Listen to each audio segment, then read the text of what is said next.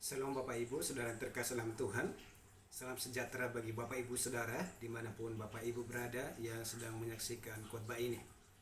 Bersama Service of Scriptura Jakarta, pada hari ini saya akan melayani Saudara dengan berdasarkan apa kata Alkitab.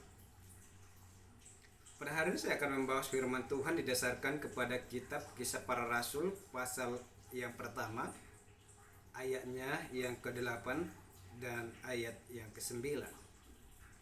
Kisah Para Rasul pasal yang pertama ayat 8 dan ayat yang ke-9. Berdasarkan nats ini saya akan membahas suatu tema dengan judul Yesus kembali ke tahtanya. Yesus kembali ke tahtanya. Mari perhatikan Alkitab kita didasarkan kepada kitab Kisah Para Rasul pasal 1 ayat 8 dan 9 dikatakan demikian. Tetapi kamu akan menerima kuasa kalau Roh Kudus turun ke atas kamu, dan kamu akan menjadi saksiku di Yerusalem dan seluruh Yudea dan Samaria dan sampai ke ujung bumi. Ayat yang ke-9.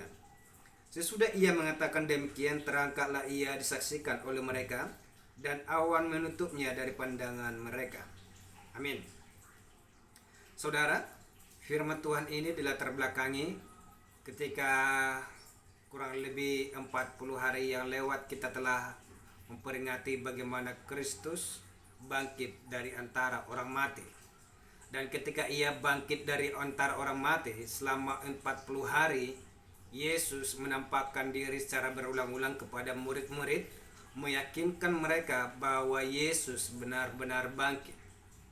Dan pada hari yang ke-40 kita memperingati bagaimana Yesus naik ke surga, bagaimana Yesus kembali kepada tahtanya.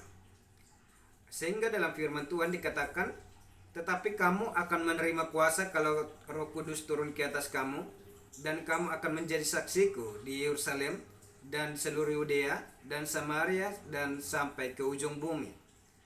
Sehingga ketika ia berkata demikian, dikatakan dalam ayat yang ke-9, terangkatlah ia disaksikan oleh mereka, dan awan menutupnya dari pandangan mereka. Saudaraku yang saya kasih dalam Tuhan, kita memahami bahwa ada 3 tujuan penting mengapa Kristus kembali ke tahtanya, mengapa Kristus naik ke surga. Yang pertama itu adalah kita memahami bahwa tujuan Kristus naik ke surga untuk menyediakan tempat bagi orang yang percaya. Yang kedua adalah untuk mengakses jalan ke surga. Ketiga, tujuan Kristus naik ke surga adalah untuk mengutus Roh Kudus. Dan selanjutnya, karena memang surga adalah tahtanya. Nah, dikatakan dalam pembacaan kita hari ini, kamu akan menerima kuasa kalau Roh Kudus turun ke atas kamu.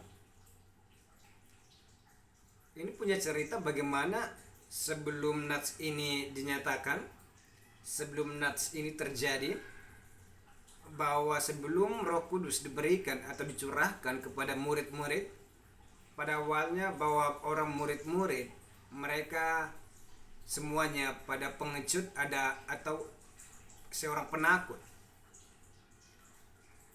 Dan Yesus pun melarang mereka untuk memberitakan Injil di luar dari Yerusalem. Karena apa? Karena murid-murid yang pertama mereka belum dibekali dengan kuasa, mereka belum memiliki kemampuan untuk berkata-kata, mereka belum memiliki kemampuan untuk bertanya jawab. Sehingga di dalam perjanjian baru atau di dalam kitab Injil, Yesus sangat melarang mereka untuk bepergian menginjil di luar dari Yerusalem. Tetapi ketika Roh Kudus sudah ada dalam hidup mereka, ketika Roh Kudus sudah dicurahkan dalam hidup mereka, dikatakan bahwa supaya mereka pergi ke seluruh Yudea, Samaria, dan sampai ke ujung bumi.